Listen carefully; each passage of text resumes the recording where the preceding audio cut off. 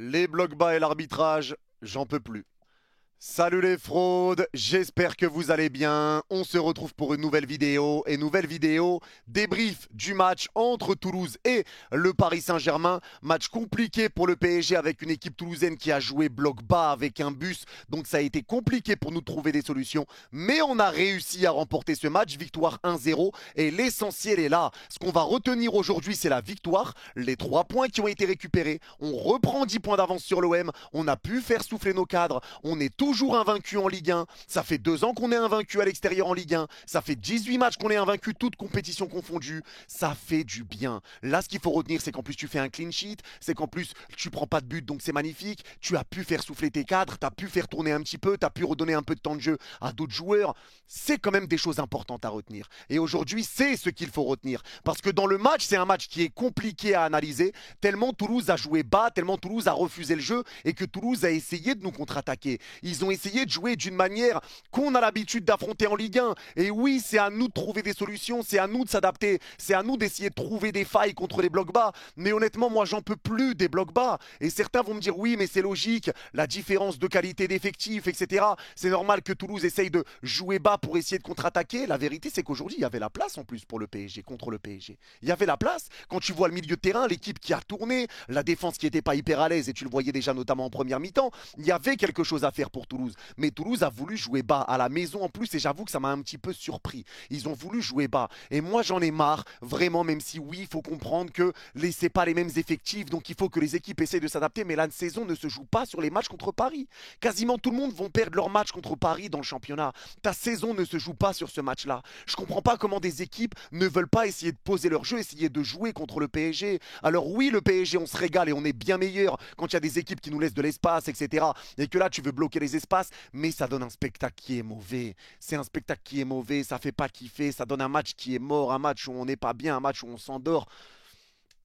Et c'est pas la folie. Moi, j'arrive pas à comprendre une équipe qui va jouer en 4-3-3 toute la saison, en 4-2-3-1. Ils arrivent normal, 4-4 de Losange, 4-4-2. Arrive Paris, 5-5-1. 10-0-0. 9-1-1. Wesh les gars, s'il vous plaît. S'il vous plaît. Moi, vraiment, j'en ai marre de ces blocs bas. J'en ai marre de ces blocs bas et j'espère que ça va à un moment s'arrêter parce que vraiment, ça en devient quand même pitoyable, ça en devient quand même laborieux. Je m'attendais vraiment pas à ce que Toulouse joue comme ça, mais surtout que Toulouse est 10e. T'as pas vraiment une concurrence là pour aller récupérer des points, pour te maintenir. Toulouse est pas mal sur le début de saison. Donc, j'avoue que j'ai été surpris que Toulouse joue comme ça. Ils ont voulu essayer de récupérer un point, voire 3. Et le pire, c'est qu'il y avait de la place. Aujourd'hui, c'est un PSG qui a eu du mal à essayer à faire bouger le bloc toulousain, mais c'est normal quand ils étaient 10 dans la surface. T'avais Barcola qui avait le ballon, il y avait 2 joueurs sur lui et 6 dans la surface derrière, donc c'est difficile de faire des différences. Donc pour essayer de faire bouger le bloc, tu devais essayer de te mettre en surnombre. Donc ton équipe montait, tu étais très très haut sur le terrain, un peu plus qu'à la normale. Et forcément, tu as ressenti que ton milieu de terrain, même s'ils ont été bons individuellement, on va en parler après, tu as senti que Vitinha et Neves n'étaient pas là. Moi je l'ai senti, parce que sur le contre-pressing, Toulouse arrivait à ressortir les ballons beaucoup trop facilement et ça laissait ta défense tout seul face aux attaques toulousaines. Le problème qui s'est posé aujourd'hui pour le PSG, pour moi, il a été là. Donc c'est pour ça que je vous dis, il n'y a pas réellement de choses à retenir sur ce match, parce que tu as fait tourner, tu as réussi à gagner, l'essentiel est là. Mais aujourd'hui, ton milieu de terrain a eu du mal sur le contre-pressing. Tu étais obligé de monter parce que les Toulousains étaient à 10 devant leur surface. Donc pour trouver des solutions, tu devais monter et être plus haut sur le terrain pour pouvoir combiner et essayer de faire des appels dans des petits espaces. Il n'y avait pas énormément d'espace. Mais derrière ton milieu sur le contre-pressing n'arrivait pas à gêner les Toulousains. Du coup, les Toulousains arrivaient à repartir vers l'avant. Et ils arrivaient à se créer quelques situations où on voyait que Lucas Hernandez avait un peu de mal sur la première mi-temps, Beraldo avait un peu de mal sur la première mi-temps, pareil pour Pacho. Donc Toulouse arrivait à se créer quelques situations à cause de ça. Mais ça s'explique par le fait du bloc bas, encore une fois. Ça s'explique pour cette raison.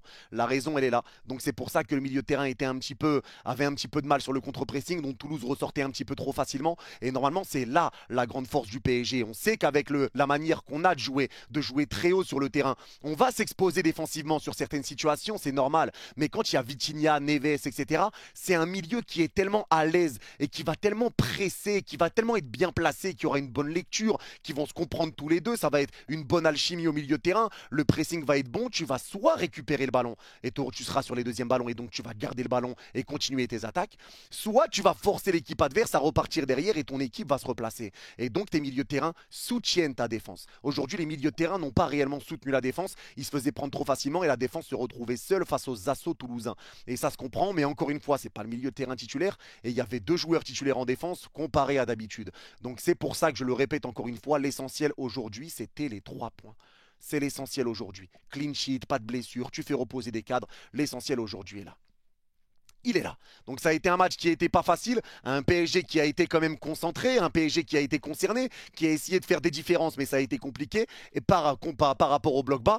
Et encore une fois, un PSG qui n'a pas été avantagé par l'arbitrage. Alors là, les gars, on va parler de quelque chose parce que vraiment, moi, j'en peux plus. Pour toutes les personnes qui vont dire le PSG est avantagé par l'arbitrage, c'est le Qatar qui paye les arbitres en Ligue 1, eh ben ouais, on le voit encore ce soir. On le voit. Les gars, s'il vous plaît, allumez votre télé et regardez les matchs. Parce que la seule manière que vous pouvez dire ça, c'est parce que vous voyez que le PSG gagne ces matchs. Mais c'est une réalité. La différence avec les autres clubs, c'est quand le PSG se fait carotter par l'arbitrage, le PSG arrive quand même à gagner. Donc vous ne voulez pas reconnaître que le PSG se fait carotter au niveau de l'arbitrage parce qu'on arrive à gagner les matchs. Mais la réalité, elle est là. Il n'y a pas eu carton rouge alors que Barcola récupère la balle. Barcola accélère, il part tout seul au but ou au pire, s'il revient le joueur à gauche, il y a un 3 contre 1 pour le PSG. Tu lui mets une gigantesque balayette à pleine vitesse parce que Barcola a poussé sa balle. Carton jaune. Carton jaune. Mais ça va pas ou quoi là? Mais vous êtes complètement fous. Les gars, à un moment donné, il faut arrêter. Monaco, crampon sur la tête de Donnarumma, lance les erreurs d'arbitrage. Ce match-là, encore des erreurs d'arbitrage. Des fois où on se faisait pousser. Le Beraldo, du coup, perdait l'équilibre. Le ballon sortait, il donnait pas coup franc, il donnait corner. Les gars, à un moment donné, l'arbitrage, c'est du foutage de gueule. C'est du foutage de gueule. J'ai l'impression que sur tous les matchs, le PSG se fait avoir par l'arbitrage. Je ne comprends pas comment tu ne donnes pas rouge sur cette action, sur cette foutue action où Barcola part seul au but. Il y a un 3 contre 1 joué. Et tu ne mets pas rouge alors qu'il est pleine vitesse et que tu le télescopes. C'est un geste qui aurait pu blesser Barcola pour la fin de la saison. Ça aurait pu être une fin de saison pour Bradley. Pleine vitesse, tu viens lui mettre un gros taquet, tu touches pas la balle, tu mets carton jaune, mais c'est complètement dingue. C'est complètement dingue. Donc aujourd'hui, tu as fait face à un bloc bas, tu détestes affronter des blocs bas, et tu as fait face à un arbitre qui, encore une fois, a été mauvais. Un arbitrage qui a été mauvais, et ça n'empêche que tu as gagné le match, et c'est pour ça que je parle quand même de l'arbitrage, parce qu'après, il y en a qui vont dire, ouais, vous parlez jamais de l'arbitrage, comme par hasard, quand vous perdez, vous en parlez pas. Ben là, on a gagné. Là, on a gagné, mais l'arbitrage a été encore une fois scandaleux et ça date pas d'hier. Donc arrêtez de dire que le PSG est avantagé par l'arbitrage, je ne sais quoi. On prend des piles quasiment à chaque match. C'est juste que nous, on arrive à les remporter les matchs. Quand il y a des erreurs d'arbitrage, on arrive quand même à les gagner en Ligue 1. La différence, elle est là. Mais il y a des choses à dire. Le PSG n'est pas avantagé par l'arbitrage. Ceci, c'est faux. C'est faux. Sur la saison, on se fait carotter, mais ça, c'est pas nouveau. Il devait y avoir rouge aujourd'hui et le rouge n'a pas été donné. Donc, tu devais faire face au bloc bas toulousain et aux erreurs d'arbitrage. Mais au-delà de ça, c'est un PSG qui s'est quand même donné. Un PSG qui a essayé de faire des différences. Encore une fois, Toulouse a joué bas. Bravo à Toulouse parce que ça a été compliqué de les faire bouger. Ils étaient bien en place, bien en bloc. Ils se découvraient pas et franchement, eux, ils ressortaient bien les ballons. Alors, je le répète encore, c'est peut-être dû à notre milieu de terrain qui n'était pas notre milieu de terrain habituel, mais eux arrivaient un petit peu à exploiter les coups. Ils n'ont pas eu de grosses occasions, mais ils ont réussi à se créer quelques situations. Ils arrivaient à ressortir un peu du pressing parisien, mais en tout cas, ils ont mal exploité leurs coups. Ça, c'est une réalité. Ils n'ont pas été, hyper dangereux.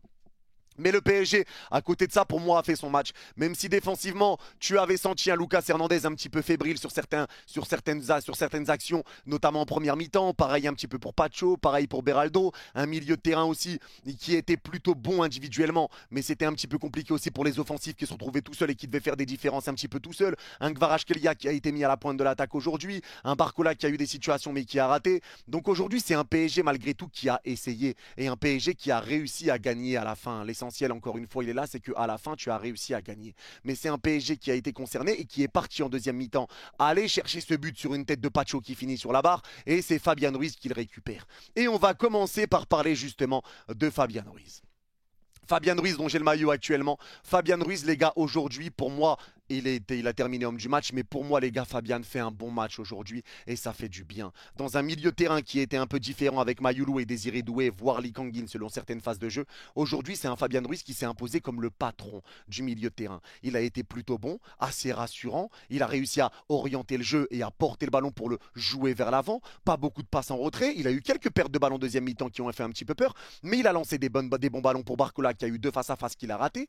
Il a eu du bon aujourd'hui, Fabian. Moi, le match d'aujourd'hui de Fabian, les gars, il faut le reconnaître. C'est ça qu'on veut voir de lui. C'est ça qu'on veut voir. Et aujourd'hui, il l'a bien fait. Et on voit aussi que peut-être la conférence de presse de Luis Enrique, où Luis Enrique a dit du bien de Fabian, qu'il aurait dû le prendre pour la Coupe du Monde, que c'est un joueur important pour l'effectif, etc. Peut-être que les mots de Luis Enrique aussi ont fait du bien à Fabian, parce qu'aujourd'hui, le match qu'il a fait, même en première mi-temps, quand certains me disaient que c'était un flop, pour moi, c'était un top. Il faisait son match, il était bon, il a eu quelques pertes de balles, ça c'est vrai. Mais aujourd'hui, Fabian, pour moi, fait un bon match. Et ça, c'est une réalité. Seny Mayulu également au milieu de terrain marque des points. Seny Mayulu a été très bon. J'ai beaucoup aimé sa capacité à anticiper, à bien se placer pour anticiper les relances toulousaines où il a réussi à récupérer des ballons, le travail défensif, l'impact, les sorties de balles, le jeu sous pression. Il s'est créé quelques situations, il a combiné avec ses coéquipiers. Seny Mayulu marque des points. Et ça fait plaisir également pour Seny qui a montré de bonnes choses et qui continue à montrer de bonnes choses à chaque fois qu'il joue. Il a du temps de jeu, il récupère de plus en plus de temps de jeu. Et ça fait plaisir pour Seny Mayulu parce que là, les gars, on va rentrer dans le triangle des Bermudes. Parce que je vous le dis, les matchs qui vont arriver pour le PSG pendant 45 jours, là, ça va être quelque chose. Parce qu'on va enchaîner Brest, Lyon, Barcelone ou Liverpool, Lille pardon avant, Lyon, Lille, Barcelone ou Liverpool, Rennes, Barcelone ou Liverpool match retour et Marseille. Les 45 prochains jours qu'on va avoir pour le PSG, là ça va être du sérieux. Ça va être du sérieux, ça va être des gros matchs, donc ça va être à nous aussi d'être concentrés. On va rentrer dans le vif du sujet maintenant. Les matchs qui arrivent là, ça va être compliqué et ça va être à nous d'être vraiment sérieux pour pouvoir récupérer le plus de points possible et pouvoir se qualifier déjà en huitième et après en quart de finale pour la Ligue des Champions. Il y aura des matchs importants, donc tout le monde aura besoin d'être au meilleur niveau, tout le monde aura besoin d'être disponible et tout le monde devra répondre présent. Donc Mayulu, bonne performance de sa part. Et là, je vais parler de Lee Kang-in. Lee Kang-in aujourd'hui, il y en a beaucoup qui n'ont pas aimé le match de Lee Kang-in. Moi, les gars, je vais dire quelque chose. Encore une fois, je vais dire que Lee Kang-in n'était peut-être pas fait pour jouer sur ce match-là. Et je vais m'expliquer. C'était une équipe toulousaine qui a joué bas. Et forcément, Lee Kang-in, au niveau du physique, on a senti que ça a été compliqué. Il y avait quand même beaucoup d'impact de la part des Toulousains. Aujourd'hui, Lee Kang-in a joué dans un poste qui n'est pas le sien, ailier droit. Et aujourd'hui, tu avais besoin d'un joueur capable de percuter, qui ramène de la percussion, qui va dribbler pour essayer de faire bouger un petit peu le bloc sur le côté. Lee Kang-in ne le faisait pas parce que Lee Kang-in est un milieu de terrain. C'est une réalité. Lee Kang-in est un milieu. Moi, quand je voyais Lee Kang-in revenir au milieu de terrain, c'est ces moments-là où j'ai trouvé que Lee Kang-in était bon, avec des ballons bien orientés, avec des bonnes prises de balles, des combinaisons en 1-2 avec Hakimi. Il arrivait à relancer les joueurs. En fait, Lee Kang-in est ce joueur qui doit être dans une position axiale. Et tu le vois quand il était axial, il met des belles frappes, il met des belles passes, il participe au jeu. Il y en a qui vont dire que Lee Kang-in ralentit le jeu, etc., que c'est fade. Mais aujourd'hui, moi, j'ai pas envie de lui en vouloir tellement le bloc toulousain était bas et encore une fois parce qu'il a joué à droite un poste qui n'est pas le sien. Quand il a joué sur certaines phases au milieu de terrain, c'est là où j'ai trouvé qu'il a été un petit peu meilleur. Maintenant, bien sûr que Lee Kang-in n'est pas au niveau d'un Neves, il n'est pas au niveau d'un Vitinha, mais aujourd'hui, je trouve que c'est un peu dur de dire que Lee Kang-in a été zéro, que Lee Kang-in a été mauvais. J'ai quand même trouvé du bon chez Lee Kang-in quand il était au milieu. Quand il était à droite, c'était un désastre. On essayait de le lancer en profondeur, il attaquait pas la balle, donc le ballon sortait en touche. Il demandait tout le temps les ballons dans les pieds, il s'arrêtait, il voulait pas prendre de profondeur. Donc tu sentais qu'à droite, c'était pas à l'aise. Mais au milieu de terrain, quand il passait par le milieu, ça allait et c'était quand même pas dégueulasse. L'attaque maintenant, et je vais parler déjà de Kvaratskhelia. Kvara aujourd'hui, les gars, il y en a encore beaucoup qui vont lui tomber dessus et qui vont dire ouais, Kvara c'est quand même un peu timide. Aujourd'hui, Kvara a joué numéro 9 face à une équipe toulousaine qui était à 10 dans leur surface de réparation. Les gars, que voulez-vous que fasse Kvara aujourd'hui? C'était compliqué pour lui. C'était compliqué et c'est normal. Il a joué encore une fois, il est plus à l'aise à gauche. Aujourd'hui, ça a été complexe parce que l'équipe toulousaine était très basse. Encore une fois, c'est pas sur ce genre de match-là qu'on peut juger. C'est vrai que Kvara, ça n'a pas été la grande classe. Aujourd'hui, ça n'a pas été la folie. C'est un match où on ne l'a pas beaucoup vu, même quand il est passé sur le côté gauche, ça n'a pas été la grande folie. Mais c'est encore le début. Il vient d'arriver, il faut laisser le temps de s'acclimater. Ça prend peut-être du temps pour certains joueurs. Et aujourd'hui, sur le rôle de numéro 9, moi, je ne vais pas lui tomber dessus parce qu'il a joué un rôle qui est la première fois qu'il joue dans ce rôle-là au Paris Saint-Germain et face à une équipe toulousaine qui était très basse, encore une fois. Donc compliqué. Faut pas oublier aussi que c'est lui qui met la belle passe pour retrouver Beraldo qui frappe sur le poteau. Il a fait quand même du bon. il a mis des belles passes, etc. Donc il a eu quand même du bon, mais c'est vrai qu'aujourd'hui c'était un peu plus compliqué, mais je le répète, bloc bas, position axiale, donc forcément c'est complexe. Quand c'est Ramos qui joue contre un bloc bas, on le voit aussi, c'est compliqué, on le voit pas beaucoup sur le terrain. Sur le côté droit par contre, Désiré Doué, encore une fois, top performance de la part de Doué. Doué, les gars, vraiment, c'est une dinguerie à quel point il est fort. Aujourd'hui, on l'a vu à droite, on l'a vu à gauche, on l'a vu au milieu de terrain. Il a été présent dans l'impact pour récupérer des ballons. Un nombre de pressing et de retours défensifs incalculable. Il venait aider Lucas Hernandez. Il venait défendre, il venait pour aider à récupérer les ballons, il essayait de jouer vers l'avant, il était là devant, il donnait des bons ballons offensifs, lui aussi il a mis des sacrés ballons pour Barcola qui a raté également, il a ramené des situations, il combine avec ses coéquipiers, il dribble, il est à l'aise dans ses dribbles, à l'aise dans ses contrôles, il fait du bien. Aujourd'hui Doué a sorti encore une fois une très très bonne prestation, Doué fait énormément de bien dans cette équipe et ça fait plaisir de voir qu'il continue à ce niveau-là. Le seul bémol que rencontre Désiré Doué, c'est la finition. Souvent, on a des situations où Désiré Doué a plus qu'à pousser la balle, mais il va tirer sur le gardien. Aujourd'hui, il a tiré sur le poteau. Il y a des occasions, la finition de Doué, il faut qu'il règle ce problème de finition. Dembélé l'a réglé, mais il reste à régler celui de Barcola et celui de Désiré Doué. Parce que Doué, c'est la seule chose que je peux lui reprocher un petit peu, c'est la finition où il a du mal. Et Bradley Barcola, c'est pareil. Barcola a eu 3 voire 4 grosses occasions aujourd'hui. Il a raté, il les a tous ratés. Avec des lobes ratés, il prenait un peu mal la balle, ça lui restait un petit peu dans les pieds. Il aurait dû provoquer un carton rouge par contre, mais il n'y a pas eu rouge. Tu connais l'arbitrage en Ligue 1 tranquille, mais le PSG est avantagé, on a l'habitude. Mais aujourd'hui, Barcola, lui, c'est pareil, il a été plutôt pas mal. C'était compliqué encore une fois de faire face à un bloc bas, donc compliqué de faire des différences tout seul. C'était pas facile, mais il a eu du bon. Le problème, c'est qu'il a raté toutes ses occasions offensives et il va falloir régler ça. Mais je pense, les gars, aussi que Barcola a peut-être ce blocage à la finition parce que vous le voyez, Barcola est souvent le passeur. Barcola, lui, va utiliser sa vitesse, prendre de vitesse, accélérer, dribbler un petit peu et centrer deuxième poteau. Très souvent, il attend que Désiré Doué arrive, que Dembélé arrive et il centre. J'ai l'impression que Barcola est plus attiré par la passe que par le tir en lui-même. On dirait qu'il a un petit blocage au niveau du tir et il va falloir le débloquer parce qu'il y a des moments, c'est lui qui va devoir terminer les actions et ça va être important de les terminer. Il y a eu 3 face à face ratés, c'est pas normal de les rater. Ça, c'est pas normal. Mais voilà, en tout cas, Barcola, pour moi, fait quand même son match. C'est dommage au niveau des ratés. Et la défense, encore une fois, Hakimi a été monstrueux sur le côté droit. Très gros match d'Achraf. Important devant, important derrière. Des récupérations, des retours défensifs, des anticipations, des lectures de jeu. Hakimi a été monstrueux, encore une fois. Et ça fait plaisir pour lui. Hakimi continue sur sa lancée. Il a été juste magnifique. Beraldo en défense centrale, lui aussi, j'ai bien aimé son match. Même si ça a été compliqué sur les premières minutes en première mi-temps. Beraldo, j'ai aimé son match aujourd'hui, il a été vraiment solide, vraiment bon, mais on sentait que l'alchimie Pacho Beraldo, c'est pas la même que Pacho Marquinhos, mais encore une fois, pas aidé par les milieux de terrain. Tu sentais que tu as eu une perte d'équilibre, on sentait qu'on avait cette perte un petit peu d'équilibre, cette perte de cohésion. On le sentait, mais malgré tout, les joueurs ont su répondre présent, tellement tout le monde a fait les efforts, et justement, Barcola a fait un nombre de retours défensifs lui aussi monstrueux. Hein. Les efforts défensifs de Barcola, ça a été grand. Ça a été grand. Donc même quand Barcola n'est pas décisif, même s'il a des ratés, il se donne sur le terrain. C'est quelqu'un qui mouille le maillot, quelqu'un qui fait les efforts et il se donne comme jamais, mais comme tout le monde. Mais aujourd'hui, c'est vrai que Barcola m'a impressionné par le nombre de retours défensifs qu'il a fait. Il a été très très important. Et sur le côté gauche, Lucas Hernandez, première mi-temps compliquée, mais il ne faut pas oublier qu'il revient d'une grosse blessure. Il retrouve un petit peu de temps de jeu. Il faut laisser revenir petit à petit. On peut lui faire confiance. En deuxième mi-temps, ça a été bien meilleur, même si la première, ça a été dur. Il faut laisser le temps au temps, les gars. Il revient d'une grosse blessure, donc ne précipitons pas les choses doucement. Il y a des choses qui se comprennent, il y a des choses qu'on peut comprendre. Donc soyons mesurés quand même, les gars, dans nos analyses et mesurés sur ce qui s'est passé aujourd'hui. Parce qu'encore une fois, entre les retours de blessures, l'effectif qui tourne, etc., il y a beaucoup de choses compliquées, notamment le bloc bas, tout ça. Maintenant, il va falloir travailler les matchs contre les blocs bas parce que ça en devient quand même compliqué de galérer autant contre les blocs bas. Ça en devient complexe et forcément, on va affronter de plus en plus d'équipes qui vont mettre des blocs bas contre le PSG. Moi, j'arrive pas à comprendre parce que c'est pas sur les matchs contre Paris que ça se joue. On voit, les gars, des équipes comme Saint-Etienne qui a failli prendre un point contre le PSG en posant son jeu. On a gagné 2-1, il a failli y avoir 2-2. Saint-Etienne a posé son jeu, ils auraient pu nous égaliser. Donc, c'est là que tu vois que ça veut pas forcément dire qu'il faut mettre le bloc bas pour essayer de faire un résultat. Tu peux venir et essayer de jouer. Le pire, c'est que c'était au parc. Tu peux venir et essayer de poser ton jeu, essayer de poser tes idées et tu vois ce qui peut se passer. Tu vois ce qui peut se passer parce que Saint-Etienne aurait pu prendre des points en jouant le jeu contre le PSG.